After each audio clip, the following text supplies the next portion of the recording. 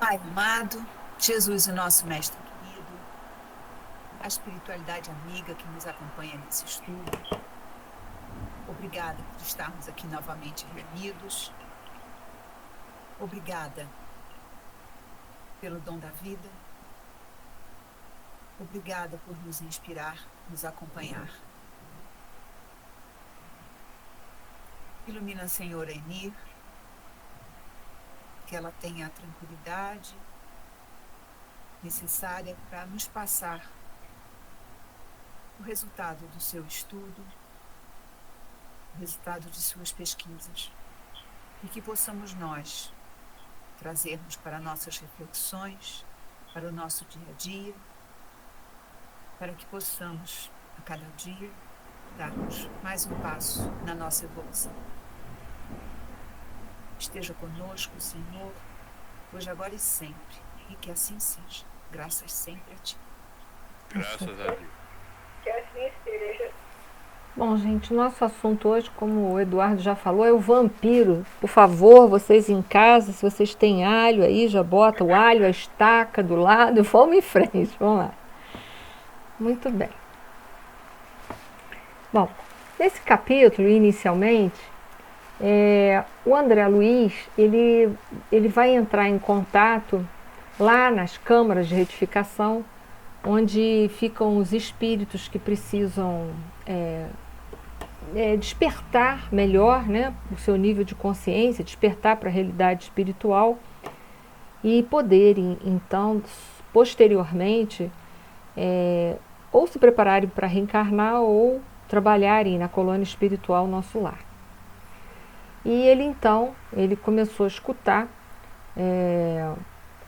enfim, ele olhou lá um pavilhão número 11, começou a escutar um barulho, uma gritaria, e ele então instintivamente, ele, como a gente, né, ele teve vontade de ir olhar para saber o que estava acontecendo.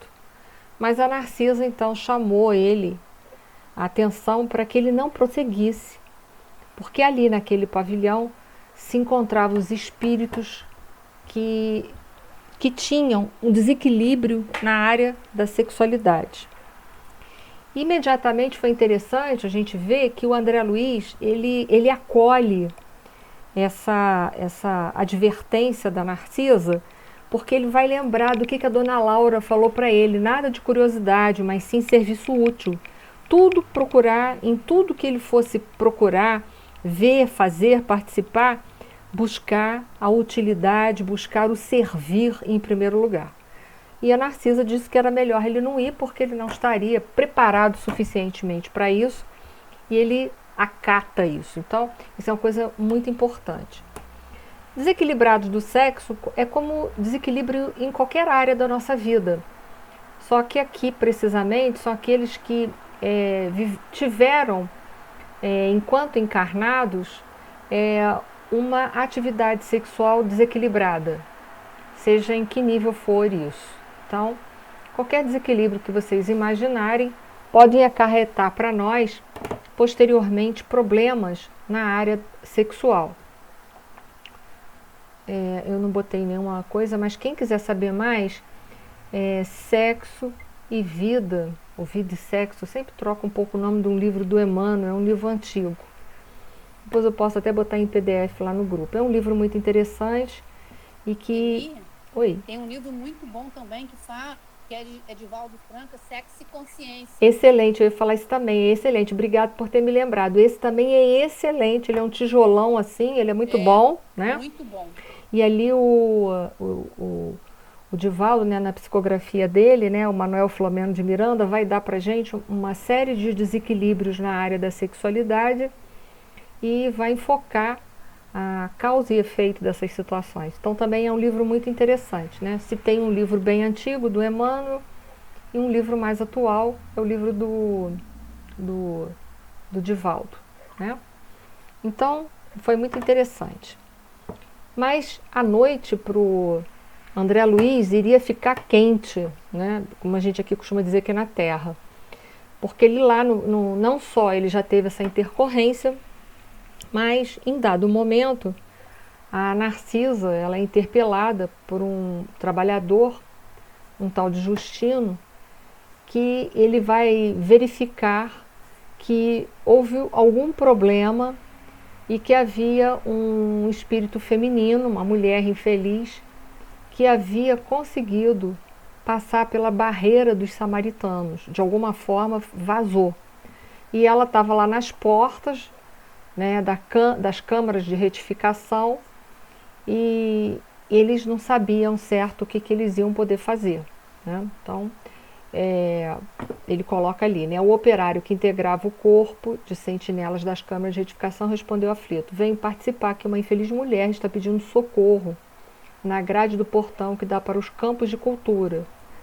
Creio tenha passado desapercebido aos vigilantes das primeiras linhas, porque não só tem aquela cerca de proteção, mas tem os vigilantes também.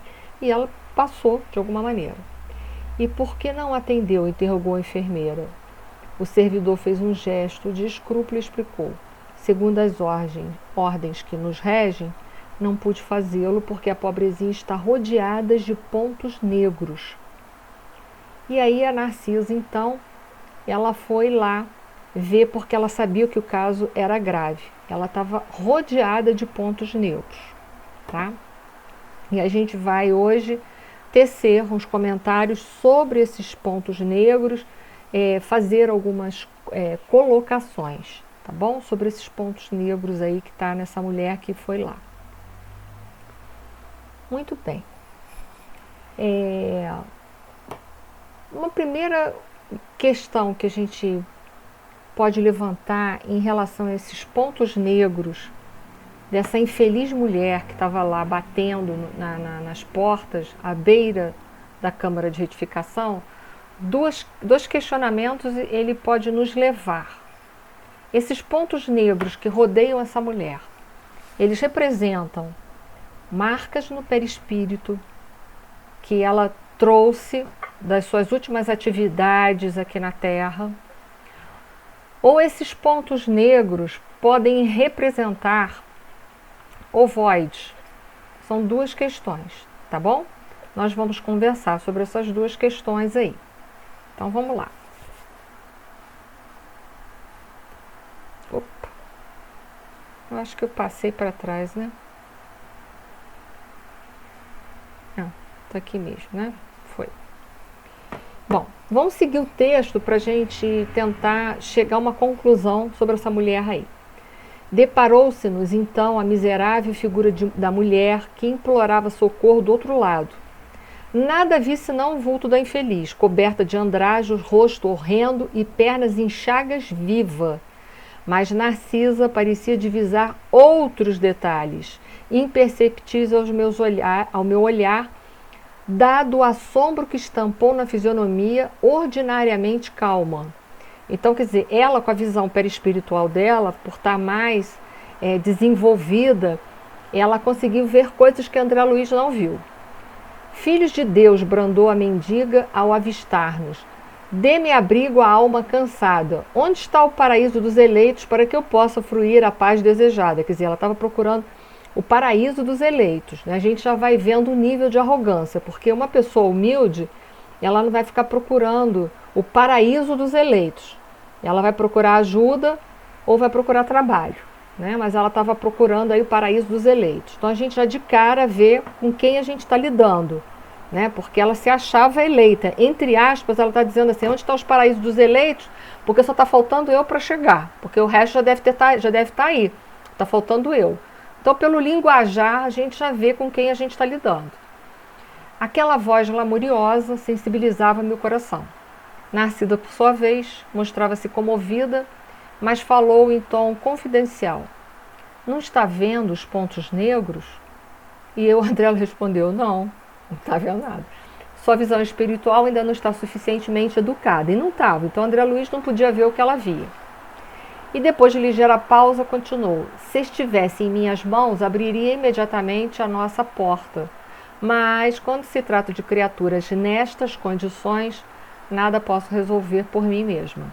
Preciso recorrer ao vigilante-chefe em serviço. Aí vou lá para dentro procurar o vigilante-chefe. Voltamos apressadamente ao interior. Pela primeira vez entrei em contato com o diretor das sentinelas da Câmara de Retificação. Quer dizer, então eles têm guardas que vão prover ali também. Narcisa apresentou-me, notificou-lhe a ocorrência, ele esboçou um significativo sorriso, lá, gesto e ajuntou. Fez muito bem comunicando-me o fato. Vamos até lá. E dirigimos-nos os três para o local indicado. Chegamos à cancela, o irmão Paulo, que era esse chefe, orientador dos vigilantes, examinou atentamente a recém-chegada do umbral e disse: esta mulher, por enquanto, não pode receber nosso socorro. Trata-se de um dos mais fortes vampiros que tenho visto até hoje e preciso entregá-la à própria sorte. O que foi um choque para todos nós, né? Porque a gente imagina assim, poxa, a colônia espiritual Nosso Lar, com toda a bagagem, com todos os recursos que tem, por que não atendeu a miserável? Deveria atender, né? É aí que eu sempre falo para vocês, e muitos de vocês, eu sei que vocês brigam comigo, mas eu nem ligo. Eu falo para vocês, fazer caridade também tem critério. Fazer caridade também tem critério. Não adianta a gente achar que é porque reza que fora da caridade na salvação, que a gente vai fazendo as coisas assim, atropeladamente. Tudo na vida tem critério. Eu sei que a maioria de vocês brigam comigo porque vocês acham que não.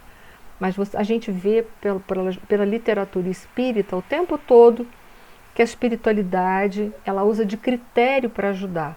Ela não abandona a própria sorte, mas ela usa de critério para ajudar as pessoas. Então vamos ver lá.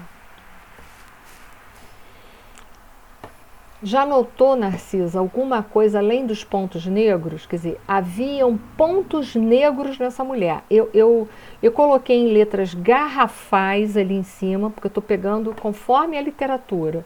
Havia pontos negros nela. Então veja bem, e são eles. Ele, o Paulo, o vigilante, está falando isso para Narcisa, que havia nela pontos negros. Então vamos lá, só quero que vocês se detenham nisso daí. Agora era a minha instrutora de serviço que respondiam negativamente, porque se ela estava vendo além dos pontos negros que ela observava. E aí continuou, pois vejo mais, respondeu o vigilante. Baixando o tom de voz, recomendou: conte as manchas pretas. Narcisa fixou o olhar na infeliz e respondeu após alguns instantes: 58 pontos negros existiam nela. Dava para contar, dava para ver 58 pontos. O irmão Paulo, com a paciência dos que sabem esclarecer com amor, explicou: esses pontos escuros, os pontos escuros, representam 58 crianças assassinadas ao nascer. Em cada mancha, vejo a imagem mental de uma criancinha aniquilada.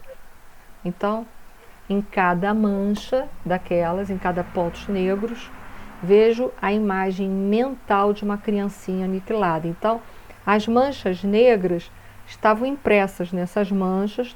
Eu estou fazendo uma interpretação. Quem discordar, por favor, comece agora. Em cada mancha negra, ele via a imagem de uma criancinha que foi aniquilada. Umas por golpes esmagadores, outros por asfixia. São as técnicas de abortos que se utilizavam na época, né? E que muitas delas ainda são utilizadas hoje. Essa desventurada criatura foi profissional de ginecologia. A pretexto de aliviar consciências alheias, entregava-se a crimes nefandos, explorando a infelicidade de jovens inexperientes. A situação dela é pior que a dos suicidas e homicidas, que por vezes apresentam atenuantes de vulto. Então veja, a situação desta mulher era muito pior do que aquele que cometeu um suicídio e homicídio. Tá? Por quê? Porque ela estava tirando a vida de quem nada podia decidir, de quem nada podia fazer, de quem nada podia se defender. Então a situação dela era muito grave, né? Não tinha consciência para fazer escolhas também. Então ela é considerada pior lá no plano espiritual. Uma profissional de ginecologia. Uma profissional de ginecologia, deduzo eu, uma médica ginecológica, né? Formada em ginecologia, especializada na área de ginecologia. Não me parece que era uma pessoa curiosa, senão eles teriam colocado uma parteira, eu que estou deduzindo, né? Mas era alguém que teve toda uma formação acadêmica e fez porque achava que estava ajudando jovens inexperientes. Novamente, esse capítulo, é interessante que abre esse capítulo falando para a gente o que é atenuantes de vulto. Só um minuto, por favor, tem uma pergunta aqui no chat. Deixa eu ver se eu pulei alguma coisa, que às vezes eu só vejo um pedaço ali. O que é atenuantes de vulto? Deixa eu ver onde que está aqui de novo, que agora eu que... É o último pedacinho da última frase, onde está. A situação dela é pior que a dos suicidas homicidas, que por vezes apresentam atenuantes de vulto.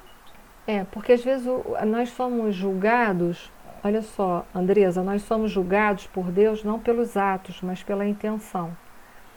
Então, o que ele quis colocar ali, que muitas vezes um suicida, ele se tira a vida, não porque ele tenha desejo exato de tirar, mas porque o que está lá dentro dele é tão desesperador que acaba que são atenuantes, ele não enxerga as coisas com clareza.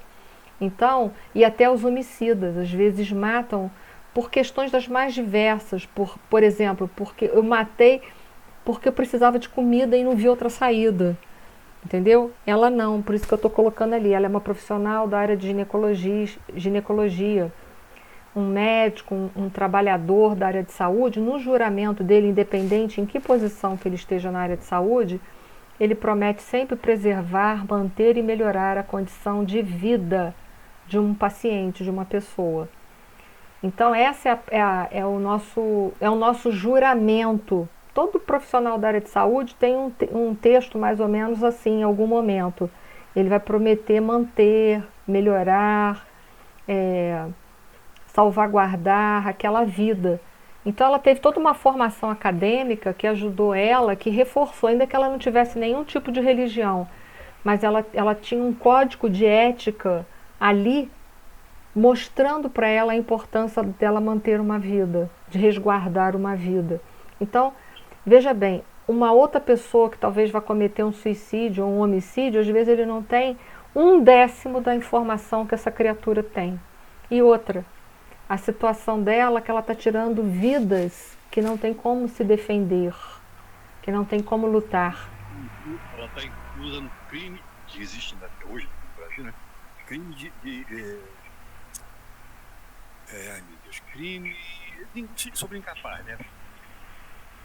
Eu sei mais ou menos o que você está falando, alguém que não tem como se defender, como ou uma criança, ou um idoso muito grande, um idoso muito avançado que não tem como se defender. É uma pessoa que não tem como se defender de alguma maneira.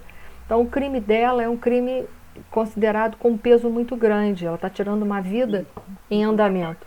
Hein? Como é que é, Eduardo? Homicídio sobre incapaz. Isso. Então, ela é nesse sentido que ela não tem atenuante, tá? Eu não sei se ficou. Ficou, Andresa? Sim, obrigada. A Leida botou no nosso chat os nomes dos livros que foram indicados. Vida e Sexo, Francisco Cândido Xavier, e Sexo e Consciência, do Divaldo Pereira Franco, que foi, segundo ela, organizado por Luiz Fernando Lopes. Então, não foi psicografia do Manuel Filomeno de Miranda? Não, né? Eu que estou confundindo. Não, tá na capa assim. Não, é Talvez provável que eu ele tenha pegou. confundido. Sim, mas talvez ele pegou. Pegou também, né? Manuel, que tem um projeto, Manuel Filomeno de Isso. Miranda, né? Pode ter sido isso. Agora, Anir, Oi. Rosana, Oi, esse Rosana. livro, esse moço aí que foi citado, ele pegou partes de palestras do Divaldo Ah, tá. falando sobre sexo. É porque eu li, mas E aí já tem... compilou. Entendi, viu? Eu nem me lembro isso. Se isso estava no livro, eu não lembro mais isso. Mas obrigado aí, viu? Interessante, porque vai catalogando informações, às vezes, que o Divaldo só dá em palestras, né? Essa é a verdade. Bem que eu agora me lembrando, tem algumas histórias ali nesse livro que são coisas que acontecem em palestras mesmo, é verdade. Agora você está falando isso, eu estou voltando, né, na linha do tempo. E que foi coisas que deu palestra, gente que ele encontrou naquele intervalo de palestra, pós-palestras, antes de palestra. É isso aí. Obrigada, Rosana. Elis, eu só gostaria de fazer uma pergunta a você. Só para me esclarecer uma coisa que não tem nada a ver com o que nós estamos estudando. Eu estou lendo um livro, Anotações de Visita de Pedro à Terra, aí, né, de Humberto de Campos, do Irmão X. Aí conta uma passagem de Pedro que ele teve em Petrópolis. Você conhece essa história?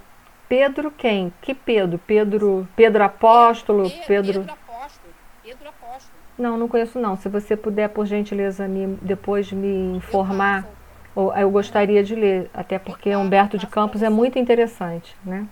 Eu passo a capa depois do livro para você. Por favor. Não, passa para mim via WhatsApp, que eu prefiro. Tem o meu WhatsApp no grupo. Eu não abro o Messenger quase nunca. Deve ter milhões de informações lá e eu não abro. Tá? Tá bom, então. Oi, Nir. Sim. Voltando aí a essa profissional, sim. Demonstra que ela é um espírito endurecido. Sim, a gente... cometeu mal, mas ela não se arrependeu e não quis melhora. Então, isso dificulta a entrada desses espíritos em nosso lar. Porque a categoria é de espíritos desequilibrados até sim, mas que querem realmente reverter a condição que eles estavam e a situação que eles cometeram. É isso aí. Tem que ter um mínimo de equilíbrio para estar entrando em nosso lar. E a gente vai ver que ela transgride as leis divinas, mas a gente vai ver para frente, né, que ela não há no coração dela arrependimento. É aí que a gente vai entrar agora, nesse exato momento do que a Leita está colocando aí. Nem todo aquele que me diz Senhor, Senhor, entrará no reino dos céus, mas sim aquele que faz a vontade do meu Pai que está no céu. Né? Então, a gente tem que entender que a vontade de Deus não é a dela, a vontade dela. A vontade de Deus vai muito além dos nossos desejos egóicos, da nossa vida às vezes egoísta. E apesar dela achar que estava fazendo um grande bem, ela não estava fazendo grande bem nenhum. Né? Ela estava alimentando os desequilíbrios dessas jovens, as suas imaturidades e prolongando todo um processo. Né? E aí que a gente vai colocar aqui, a ausência da resignação, ela não tem. Você vai ver que agora o chefe vigilante vai puxar um assunto com ela. Né? Eu de cara, quando eu li, já vi que ela era arrogante, porque ela estava esperando o céu dos eleitos. Né? Então a gente já vai vendo que essa pessoa não guarda o mínimo de humildade. Né? A arrogância total, ela pode ter a voz macia, mas ela é arrogante. E aí o vigilante vai puxar um papo com ela, porque agora no papo que o novelo vai desenrolar, as coisas vão aparecer. Aquilo que estava meio obscurecido, nós vamos ver. Olha só. O vigilante-chefe aproximou-se então da pedinte e perguntou: que deseja a irmã do nosso concurso fraterno? Ele está fazendo essa pergunta toda porque a Narcisa quer levar ela, quer ajudá-la de qualquer maneira. Mas eu falei para vocês, caridade tem critério. E aí ele começa a puxar para que a personalidade dela venha à tona, que até então estava mascarada naquela voz macia, de pedinte, naquela roupa andrajosa. Eu me lembro uma passagem da vida de Sócrates. Ele tinha um discípulo chamado Antístenes, que também era apelidado o Cão, e esse Antístenes, ele havia formatado uma corrente filosófica que pregava a busca da felicidade pelo desprendimento dos bens terrenos. Então esse Antístenes, ele andava sempre andrajoso, né? Sempre esfarrapado, rasgado, porque achava que isso ia fazer com que ele, né? Isso elevava, fazia dele uma criatura superior. Um dia ele passa em praça pública, perto de Sócrates, e vocês sabem, Sócrates também era fogo, né? Essa é a história de vida dele mesmo, assim, o que se consegue catalogar ao longo dos anos, né? Que ele não deixou nada escrito, né? E aí ele passa por Sócrates, e Sócrates olha para ele e fala assim: Antístenes, Antístenes, eu vejo a tua vaidade pelos buracos da tua roupa. Então, isso dali, né? É pesado, né? Mas isso daí é justamente ela, né? Ela estava achando que aquela aparência, aquela voz mansa mostrava superioridade moral, mas aí ele vai desmascarar ela porque ele é muito bom nisso. E ela coloca socorro, socorro, socorro, né? Mas minha amiga, ponderou ele, né? É preciso sabermos aceitar o sofrimento, retificar, né? Retificar a dor, Por que razão tantas vezes cortou a vida de entezinhos frágeis que iam à luta com a permissão de Deus? Né? Ele começa a chamar ela à consciência dela. Com que autoridade você fazia o aborto? Né? Se aquela criança estava ali, e a gente sabe que não cai uma folha de uma árvore sem que Deus esteja ciente, com que autoridade você corta esse laço? Né? Então ele começa a dar uma espetada nela, muito de leve, mas a gente vai ver que de leve já vai ser o suficiente. Ouvindo, inquieta, ela exibiu terrível carantônia de ódio e bradou. Você viu, não precisou de muito. Quem me atribuiu essa infâmia? Minha consciência está tranquila, canalha. Empreguei a existência auxiliando a maternidade na terra. Fui caridosa e crente, boa e pura. Olha os conceitos de caridade dela. Caridade para ela é tirar a vida dos outros. Caridade para ela é receber para fazer aborto. Quer dizer, aí ela mostrou logo quem ela era. Mostrou as garras, né? Não é isso que se observa na fotografia viva dos seus pensamentos e atos. Novamente eu sublinhei isso, pensamentos e atos. Não é isso que se observa na fotografia dos seus pensamentos e atos. Quer dizer, ele, como ele conseguia ler o pensamento dela, vocês sabem que pensamento é matéria. Então, ele tem peso, ele plasma, ele se materializa, ele tem cor, ele tem vibração. Então, ele diz assim, não é isso que eu estou lendo nos teus próprios pensamentos que estão plasmados na tua psicosfera. Falou isso para ela. Creio que a irmã ainda não recebeu nem mesmo o benefício do remorso. Quer dizer, nem lá, né? nem culpa ela não estava sentindo. Que em geral, quando a gente é muito orgulhoso, a gente cai na culpa. E só depois a gente desperta para o arrependimento. Isso está lá no livro Céu e Inferno, que fala que existem 3 passos pedagógicos para a gente reparar uma falta. Arrependimento, expiação e reparação. Veja bem, arrependimento nada tem a ver com culpa. Culpa está ligado ao orgulho, à pessoa orgulhosa que não aceita que errou. Arrependimento é tomada de consciência do erro. E quando a gente toma consciência do erro, automaticamente a gente vai querer corrigir esse processo. Já quando a gente cai em culpa e não em arrependimento, a gente apenas desperta para que errou, mas a gente fica preso à culpa, que é paralisante. E aí a gente entra dentro de um circuito de vitimização e de auto-chicote, de auto-flagelo, que nada tem a ver com arrependimento. Porque arrependimento é tomada de consciência do erro e arrependimento é a procura, é trabalho para poder reparar a falta cometida. Diferente da culpa, que você fica num circuito de autoflagelação e não resgata, e não sai daquilo ali, e não ganha experiência. Joana de Ângeles, na série psicológica dela, se não me falha a memória, em Amor, Imbatível Amor, ela fala que quando a dor não se converte em experiência, ela vira masoquismo. E é verdade, porque a finalidade da dor é promover experiência para o espírito imortal. Se ela não faz isso, ela vira masoquismo, e aí a gente fica naquele círculo vicioso de autoflagelo, e a gente não vai para lugar nenhum, a gente não expia a falta nem repara. Então, é muito diferente. Quer dizer, ela não caiu nem no remorso, nem na culpa. Quer dizer, ela está tão acima ainda, ela está se achando a rainha da cocada preta. Quando abrir sua alma às bênçãos de Deus, reconhecendo as necessidades próprias, então volte até aqui. Ou seja, quando você tiver um mínimo de humildade, é que eles são educados, né? Eu já falaria assim, quando você tiver um mínimo de humildade, você dá uma passada aqui que a gente vê o que pode fazer. Eles ali não, né? Quando abrir sua alma às bênçãos de Deus, reconhecendo, lembra que a palavra humildade significa reconhecimento? Reconhecendo as necessidades próprias, então volte até aqui. Então, quando ela tiver o mínimo de humildade para entender que ela cometeu erros e não acertos, volte. Irada, aí ela ficou irada, porque a ira é quando a gente se sente contrariado. E aí, a pessoa irada é aquela pessoa que se sente contrariada. Irada respondeu a interlocutora: demônio, feiticeiro, sequaz de Satã, para ela, mostrou as unhas, né? Não voltarei jamais. Cuidado, nunca e sempre é uma coisa muito séria, né? Nunca e sempre é uma coisa muito séria. Tentemos viver um dia de cada vez. Não voltarei jamais. Cuidado com os jamais, as sentenças que a gente coloca na nossa vida.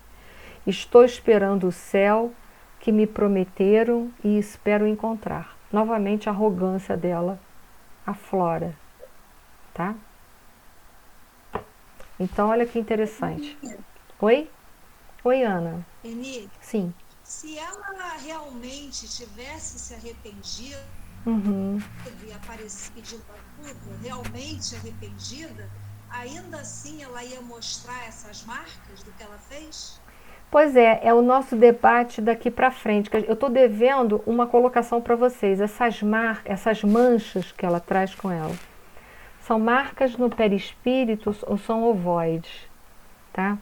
Mas, de qualquer forma, ela receberia ajuda e seria o primeiro passo para ela se desfazer de tudo isso.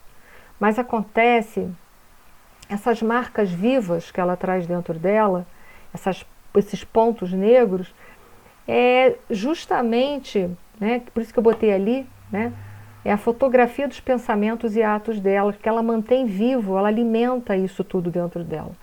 Porque só quando ela abrir mão desse orgulho, ela vai poder se desfazer desse processo de dor, de todas essas manchas negras que ela carrega.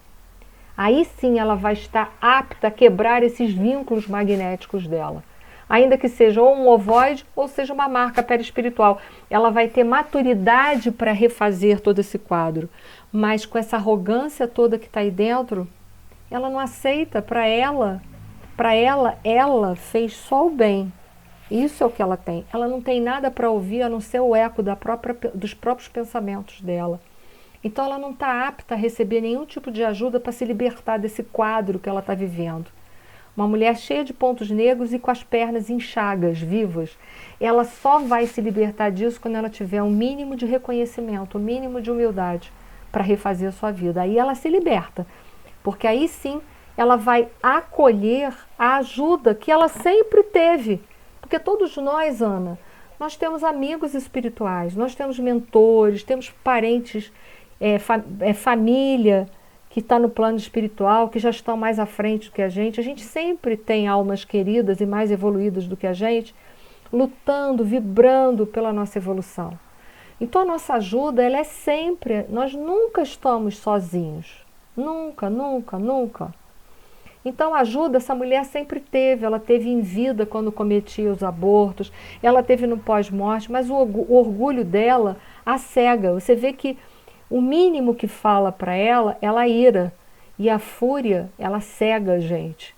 Né? Não tem uma frase aqui na Terra que às vezes fala que a fúria é cega? A fúria deixa a gente cego. Engraçado, na medicina chinesa, o fígado se abre nos olhos. Né? E o fígado é o órgão que dá a fúria, que dá a raiva. Né? Então, olha que interessante. Isso até na medicina chinesa faz uma correlação. Aliás, os ditados populares nunca são por um acaso. Geralmente eles têm um fundo de sabedoria, de verdade, né, de conhecimentos. Então essa mulher está cega, completamente cega. Né?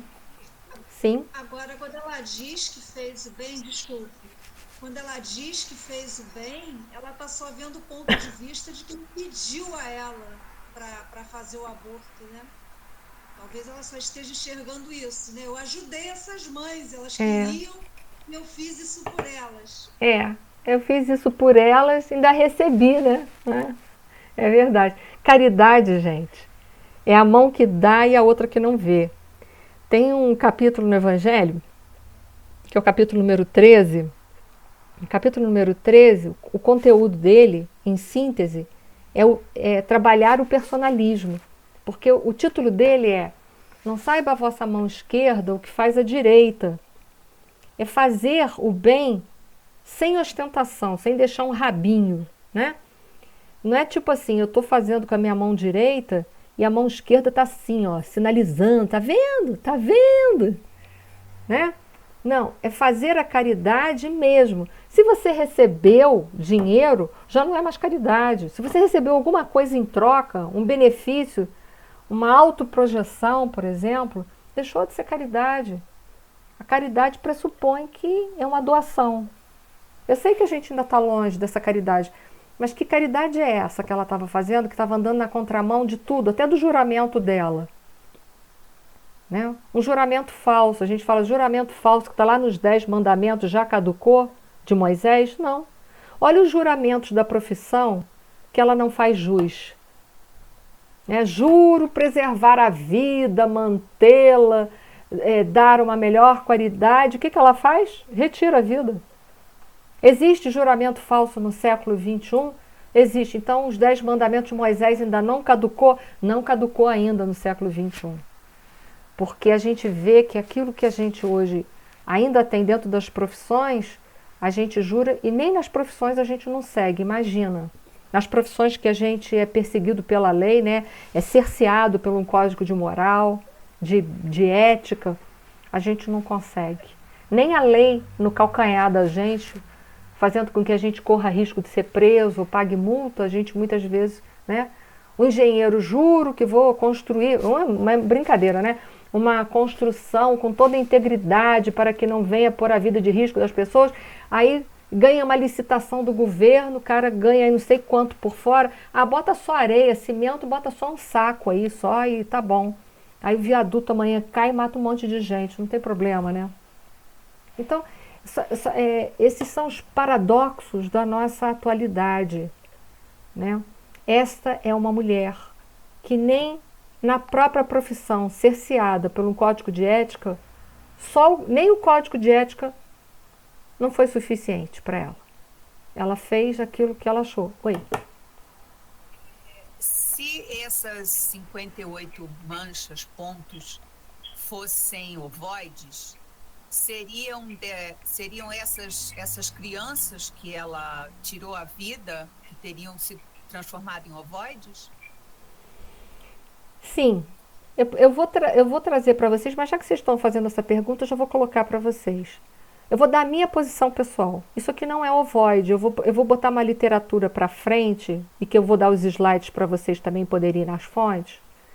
Porque quando a gente estuda esse capítulo e vai ver outras pessoas trabalhando, parece que existe um impasse dentro do movimento espírita. Há uma corrente que aceita que é marca perispiritual e há uma corrente que aceita que é ovoide. Eu, particularmente, eu não acredito que é ovoide, tá? Por quê? Você vai falar, mas não podia ser? Poderia ser, mas eu não creio, sabe por quê? Já vou chegar no objetivo. Quando um espírito vai reencarnar, o karma dele primeiro é com o pai e com a mãe, principalmente com a mãe. Para se cometer um aborto, a primeira decisão tem que ser de quem? Da mãe que vai fazer o aborto, que ela carrega a criança. Então ela vai buscar um profissional para fazer o aborto. Esse espírito que está ali, a gente sabe que o acaso não existe. Mesmo nos casos de estupro, de violência, o acaso não existe. Não reencarna qualquer um ali por qualquer motivo ou por qualquer coisa. Tem que ter uma razão de ser, ainda que não seja tão vinculado àquela mãe, que é difícil não ser, mas vamos dizer que não seja, mas tudo tem uma razão de ser por aquilo ali.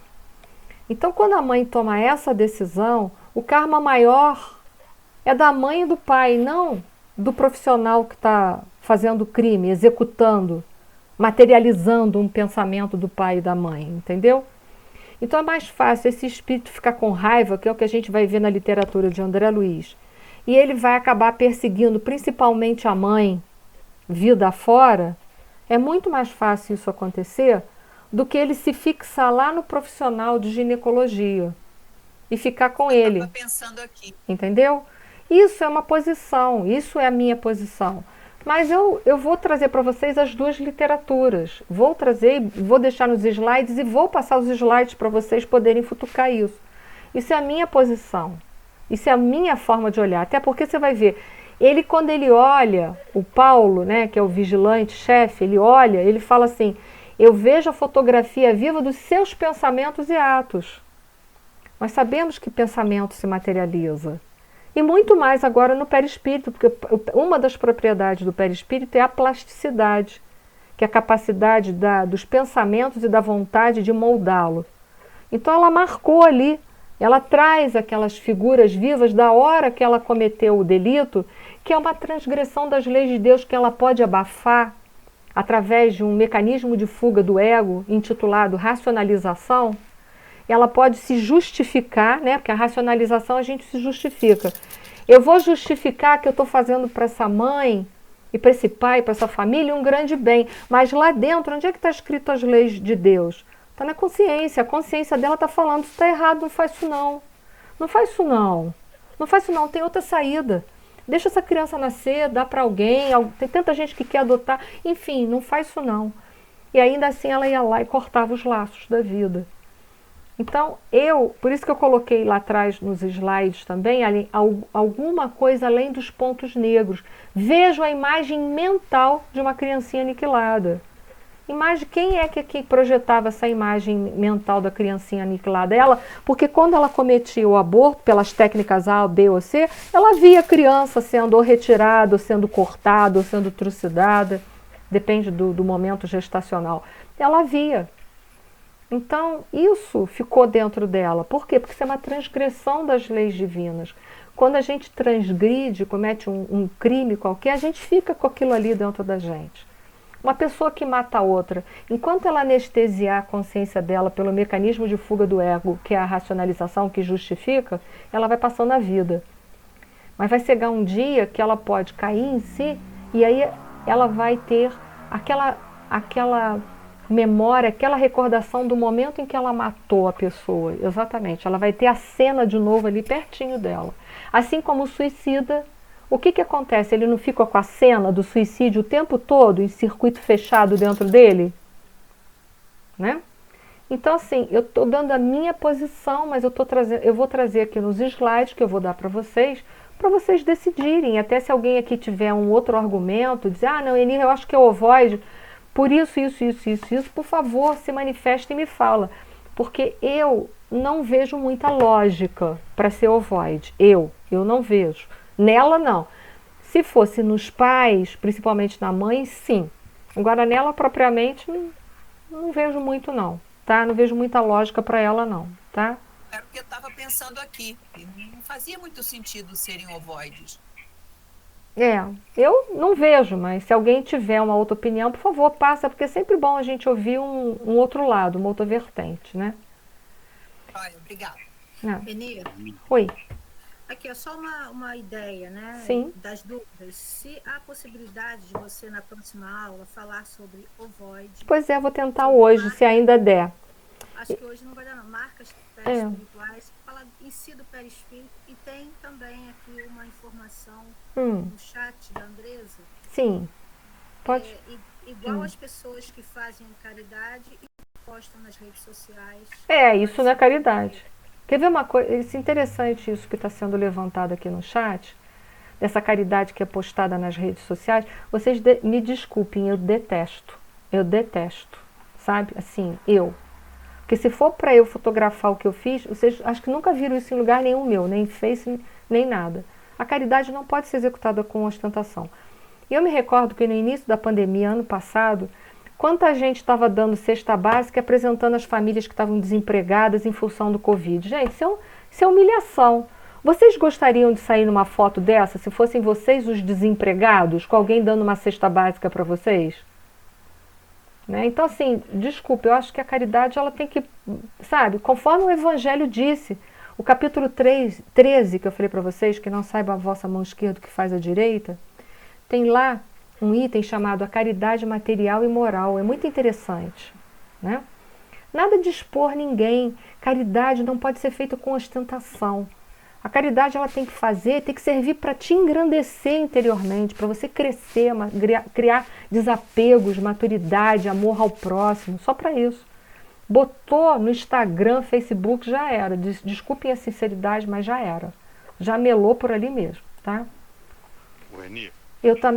Só para terminar aqui, a Andressa está colocando assim, eu também detesto porque expõe as pessoas desnecessariamente. E a gente não gostaria de passar por isso. É só a gente se colocar do outro lado da moeda e me diz se a gente gostaria. Pode falar. Pode falar, Renato. Eu entendo, não sei se eu estou certo ou errado, né? Mas pelo pouco conhecimento que eu tenho, vou dizer pouco, né? Espiritualismo, eu entendo que ovoides são aqueles espíritos que cometeram muito mal, crime, entendeu? Como tipo, o caso do Hitler, né? Então viram ovoides, né? Então eu pelo que eu entendo, pouco que eu sei, não seria nunca as vítimas dela, né? As crianças abortadas não seriam ovoides, de jeito nenhum. Bom, em segundo lugar, eu também não gosto dessa demonstração nas redes, né? Da caridade que se faz. Você botar aqui, olha só, um prato de sopa, assopão, mostrar a comida, ótimo, maravilhoso. Mostrar que está fazendo. Agora, mostrar que está distribuindo, é ruim. Eu acho a propaganda terrível. Não, é humilhante, né, Eduardo? Imagina se fosse a gente que estivesse na fila para receber sopa. Né? Já é complicado, né? Eu tenho uma irmã que faz muito isso e eu fico assim, eu gosto muito dela, eu não falo nada porque eu não vou me meter. Eu acho isso um crime até. Eu também não gosto, particularmente eu acho humilhante também. O pessoal aqui no chat está fazendo as colocações que acha humilhante, eu também acho humilhante, eu também não gosto. E se a Ana Cristina colocou, a Edilane também está falando, isso é descaridade, de respeito, é verdade. Isso é um ato de descaridade, fazer essa propaganda. É a minha opinião. Tá? Eu vou trazer para vocês, ainda que não dê tempo hoje de terminar, os próximos slides que vão vir, eu vou falar o que é um ovoide. Então, tudo embasado nas obras da Sueli Caldas-Schubert, daquele livro dela, Obsessão e Desobsessão, que para mim, eu também falo isso publicamente, para mim é um dos livros mais didáticos e melhores que falam sobre obsessão e desobsessão. Para mim, até hoje, não teve nada que superou, estou sendo muito sincera. Eu acho ela de uma didática, de uma capacidade inenarrável, as colocações. A Sueli Caldas-Schubert conseguiu colocar ali de uma forma muito legal, muito didática, boa e até profunda. E ela coloca as fontes bibliográficas também o tempo todo. Ela é muito clara, muito lúcida, né, nos escritos dela. Então, assim, eu vou mostrar, ele tem referências. Nada que eu vou falar daqui para frente, como sempre, não é embasado em nada e coisa alguma, tá? Mas é embasado em literatura, que é isso que a gente tem que fazer.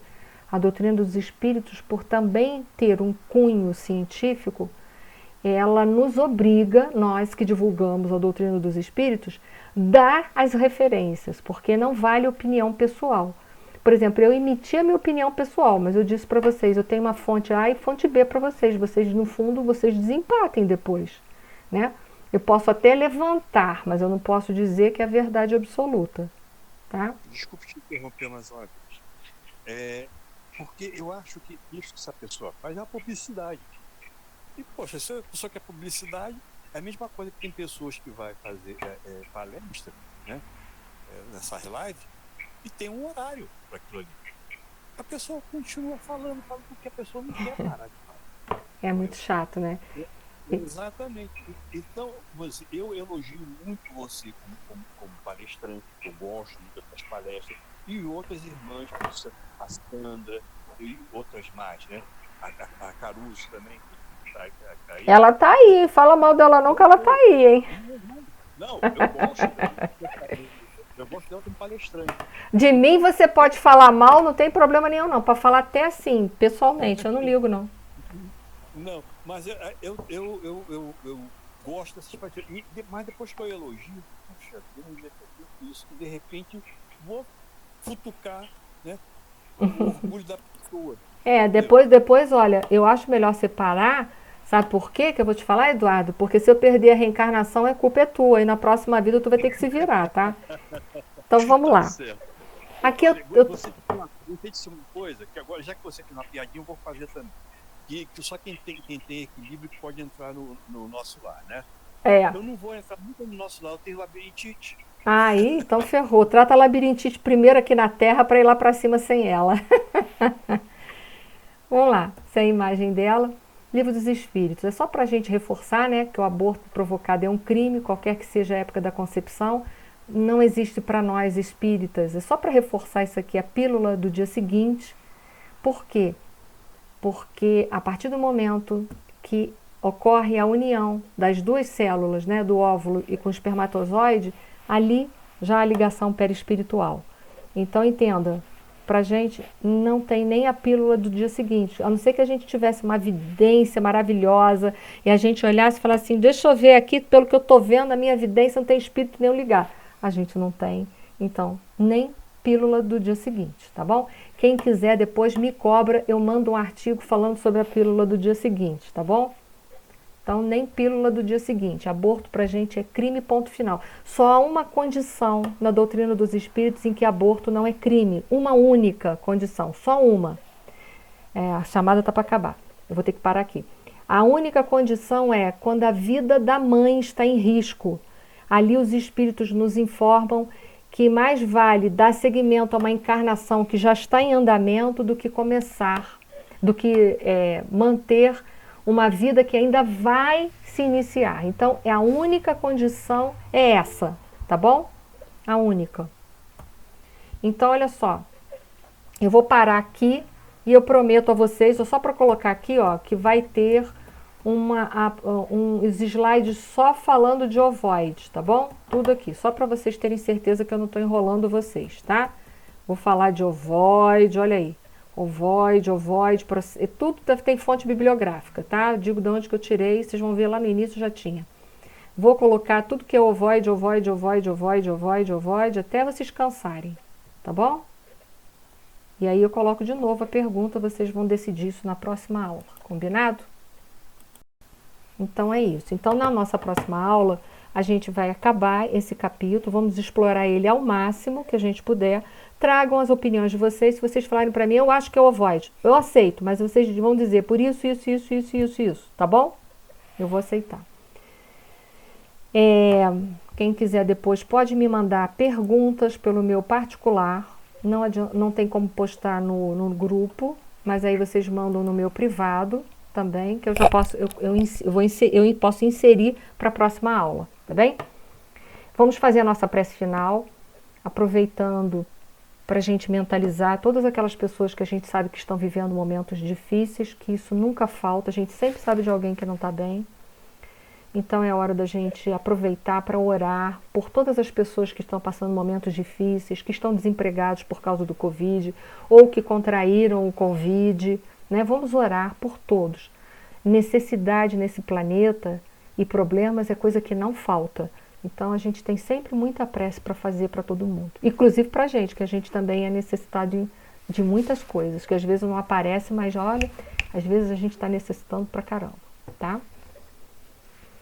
Senhor Deus, nosso Pai, um Pai de infinito amor e misericórdia, Jesus, nosso Mestre querido, o nosso único modelo e guia, aos nossos mentores espirituais que têm tanta paciência com a gente, tanto amor, tanto carinho, que cuida tanto da gente, a nossa eterna gratidão por tanto amor. Sabemos que nós ainda não merecemos tamanho amor, mas agradecemos por esse tratamento, por esse carinho, por esse envolvimento.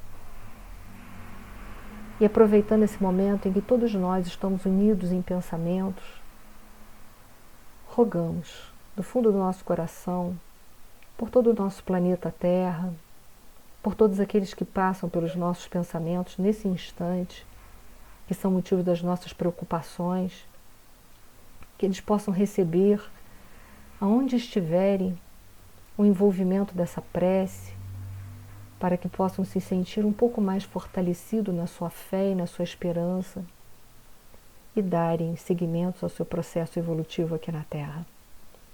Rogamos por todos os pontos desse nosso planeta azul lindo, em que ainda houver dores, trevas e dúvidas, que a nossa prece possa ser uma contribuição positiva para ajudá-los a sair desse momento de dificuldade. Gratidão por tudo que nós temos, pelas nossas provas, nossas expiações.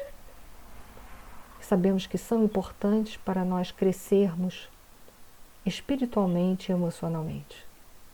E que essa paz que por hora já sentimos possa permanecer conosco durante toda a semana. Gratidão eterna, Senhor. Obrigada a todos. Uma semana de paz e amor para todo mundo, tá?